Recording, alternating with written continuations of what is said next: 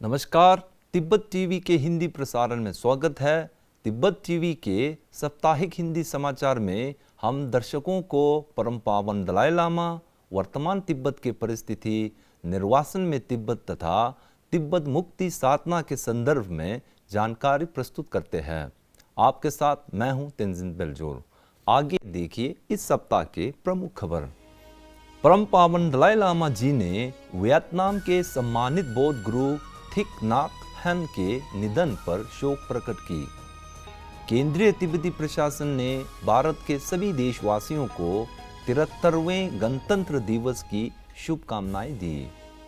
निर्वासित तिब्बती संसद के उपाध्यक्ष डोल्मा त्सिरिंग और सांसद नामग्याल ड्रोलकर ने 73वें गणतंत्र दिवस समारोह में भाग ली।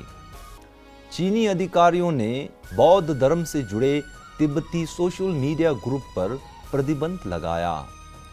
चेक गणराज्य के नवनिर्वाचित प्रधानमंत्री पेत्रा फियाला ने सिक्योंग पेम्बा त्सिरिंग को आभार प्रकट की। अब सुनिए समाचार विस्तार से।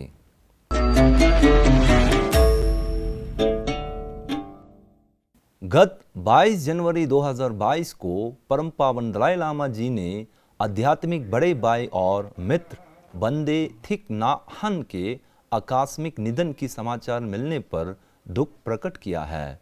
अपने संदेश में परम पावन दलाई लामा जी ने बंदे थिक नाक हैन के वियतनाम समेत विश्व भर के अनुयायियों के प्रति अपनी संवेदना प्रकट की। अपने संदेश में परम पावन दलाई लामा जी ने कहा कि थिक नाक हैन ने शांतिपूर्ण तरीके से वियतनाम युद्ध का विरोध किया था। उन्होंने करुणा के द्वारा मन को शांति विकसित करके दुनिया में वास्तविक शांति स्थापित करने में योगदान दिया है। उन्होंने सही मायने में एक सार्थक जीवन यापन किया है। उनके प्रति सच्चे श्रद्धांजलि देने का सबसे अच्छा तरीका दुनिया में शांति को बढ़ावा देने के लिए काम जारी रखना है। भारत के गणतंत्र दिवस की शुभ अवसर पर केंद्रीय तिब्बती प्रशासन और तिब्बती लोगों ने भारत सरकार तथा सभी देशवासियों को गणतंत्र दिवस की हार्दिक बधाई दी है। कोरोना महामारी के बढ़ते मामले के चलते इस बार आधिकारिक समारोह का आयोजन नहीं हो पाया है, परंतु सिक्योंग पेम्बा त्सिरिंग ने अपने सोशल मीडिया फेसबुक के द्वारा भारतवासियों को गणतंत्र दिवस की शुभकामनाएं दी थी। अपने संदेश में सिक्योंग ने केंद्रीय तिब्बती प्रशासन और तिब्बती लोगों की ओर से इस महान देश के सभी लोगों को गणतंत्र दिवस की हार्दिक बधाई दी है। उन्होंने कहा कि हम भारत देश और लोगों के साथ इस ऐतिहासिक दिन को मनाने में शामिल होते हैं जब भारत एक गणतंत्र देश बना था। निर्वासित तिब्बती सांसद के उपाध्यक्ष डोल्मा त्सिरिंग और सांसद नामग्याल ड्रोलकर ने धर्मशाला जिला स्तरीय प्रशासन द्वारा आयोजित 73वें गणतंत्र दिवस समारोह में विशिष्ट अतिथि के रूप में भाग लिया था। समारोह की शुरुआत में मुख्य अतिथि ऊर्जा मंत्री सुखराम चौधरी ने भारत का राष्ट्रीय झंडा फहराया।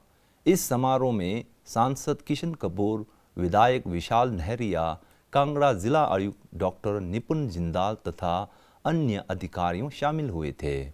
इस अवसर पर उपाध्यक्ष डोल्मा त्सिरिंग ने सभी गणमान्य व्यक्तियों का तिब्बती पारंपरिक खतक से अभिनंदन करते हुए गणतंत्र दिवस की बधाई दी।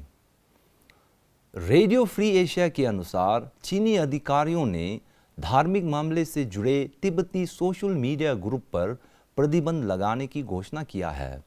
अधिकारियों ने ग्रुप सदस्यों को ये चेतावनी दी है कि यदि वे धर्म के संबंध में सोशल मीडिया का उपयोग करते हैं तो उनकी जांच तथा हिरासत में लिया जाएगा। सूत्रों के अनुसार चीनी शासन ने धार्मिक गतिविधियों एवं कार्यक्रम के संबंध में सभी ऑनलाइन समन्वय पर प्रतिबंध लगा दिया जाएगा। सोशल मीडिया ग्रुप में धर्म से जुड़े पूजा, प्रार्थना तथा समारोहों पर पूरी तरह से पाबंदी लगाया गया है। एक स्थानीय तिब्बती ने कहा कि यह निर्देश 1 मार्च से लागू किया जाएगा। एक अन्य खबर के अनुसार मशहूर तिब्बती लेखक और कवि गेंद्युन हुंडुप का 1 साल पहले गिरफ्तारी के बाद भी कोई संपर्क नहीं हो पा रहे हैं। उसकी गिरफ्तारी को 1 साल से अधिक समय हो गया है, लेकिन उनके स्वास्थ्य स्थिति तथा किस कारण गिरफ्तार किया गया था उसके बारे में कोई जानकारी नहीं मिली है। नवंबर 2021 को केंद्रीय तिब्बती प्रशासन के सिक्योंग पेम्बा छिरिंग ने पेत्रा फियाला को चेक गणराज्य के नए प्रधानमंत्री चुने जाने पर बधाई दी थी। इस संबंध में चेक गणराज्य सरकार की प्रधानमंत्री कार्यालय ने सिक्योंग पेम्बा छिरिंग को एक पत्र लिखकर शुभकामनाएं संदेश के लिए आभार प्रकट की है। अपने संदेश में प्रधानमंत्री पेत्रा ने कहा कि परम पावन दलाई लामा जी और हमारे पूर्व राष्ट्रपति वैक्लेफ हैवल की आजीवन मित्रता से तिब्बतियों और चेक गणराज्य के लोगों के बीच जो मैत्रीपूर्ण बंधन है वह उसका बहुत महत्व देते हैं।